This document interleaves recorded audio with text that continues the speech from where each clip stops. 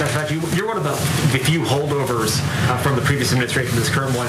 What has been your experience with this new team? And in your view, what would have been different in terms of the trajectory of this outbreak from the start had a team like this been in place at the beginning?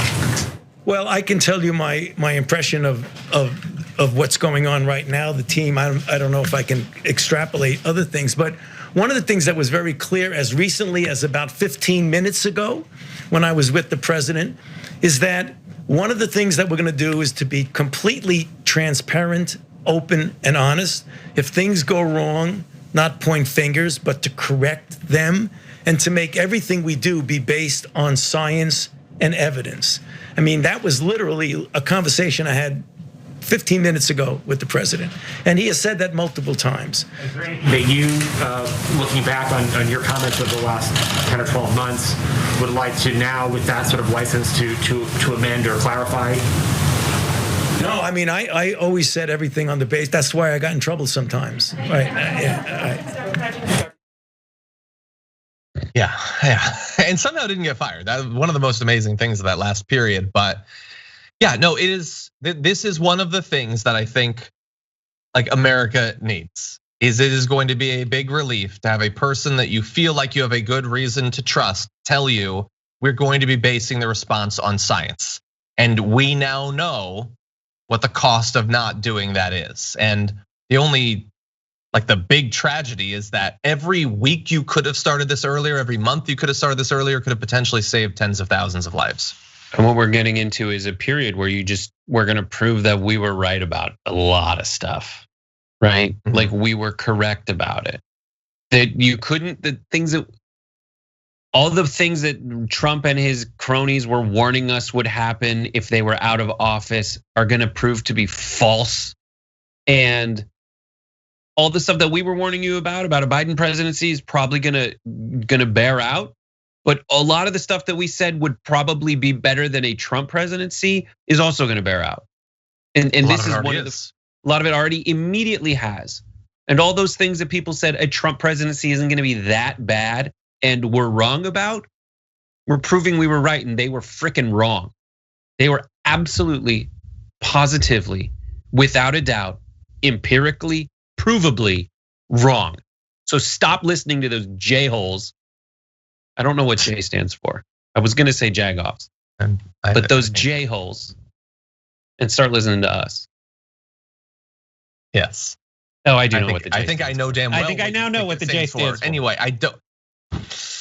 Oh, it's Friday, okay, and it's a good day. Anyway, so with Dr. Fauci briefing the nation on what's going on. When is this thing going to be resolved? Do we have any information about that? Here he is talking about when we might be able to go back to something approaching a normal country. The best case scenario for me is that we'd get 85% of the people vaccinated by the end of the summer. If we do, then by the time we get to the fall, I think we can approach a degree of normality.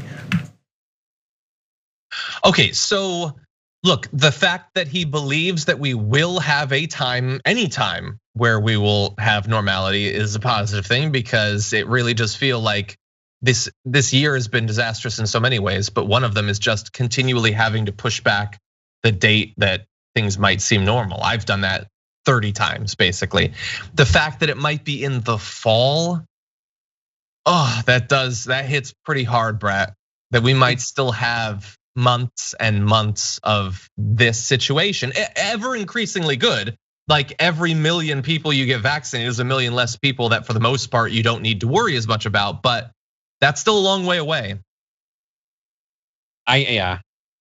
It's everything that's become normal to me is so strange. And I think that just from a logistical standpoint, me being in the office is more difficult to do my job than me being at home. You gotta come back eventually. I need people here. No, someday. No. But yeah, I mean, it's so crazy to fathom. Alexa, how many days has it been since March 20th, 2020? Guessing 300 or so.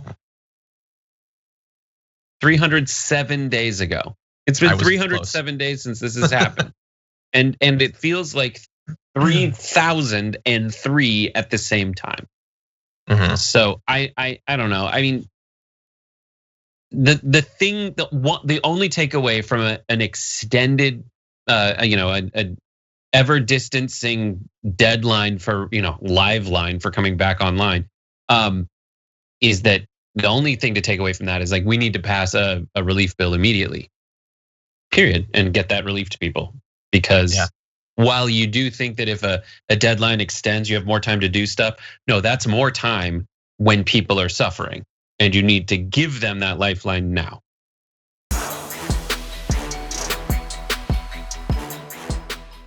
For more political news breakdowns, interviews, stories of activism, and me trying my hardest to care about the occasional big celebrity news story, subscribe to our YouTube channel at youtube.com/thedamagereport. And you can ring the bell wherever it is so you don't miss anything.